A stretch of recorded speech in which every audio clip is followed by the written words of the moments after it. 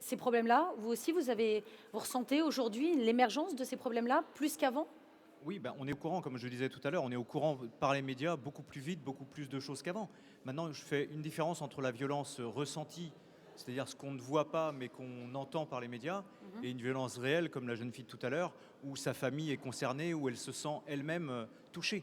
Donc il faut faire la différence entre les deux et certainement faire un effort sur l'accompagnement des victimes notamment ou l'encadrement de la famille des victimes. Mais pour revenir à ce que disait Serge Portelli, ces différents types de violences-là, est-ce que, à un moment donné, les forces de l'ordre, les forces de police ont voulu peut-être les écarter, moins les voir, moins les mettre en exergue? Non, pas du tout, c'est pas le but, au contraire. Mais je pense qu'effectivement, on est beaucoup plus au fait des violences intrafamiliales qu'avant.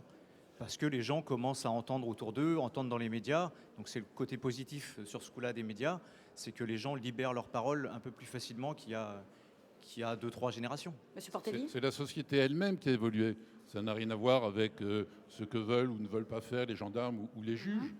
Moi, je me souviens quand j'ai commencé ma carrière il y a une quarantaine d'années, je pourrais vous citer des affaires ahurissantes où quand vous aviez une jeune fille qui voulait déposer plainte contre son père dans une affaire d'inceste, eh ben, le père était entendu très rapidement, et encore pas toujours par la police ou la gendarmerie, et puis il retournait chez lui, et c'était terminé. Par contre, la victime, elle était sûrement placée dans un foyer, ou en tout cas, si l'État, si la société réagissait, c'était évidemment face à la victime.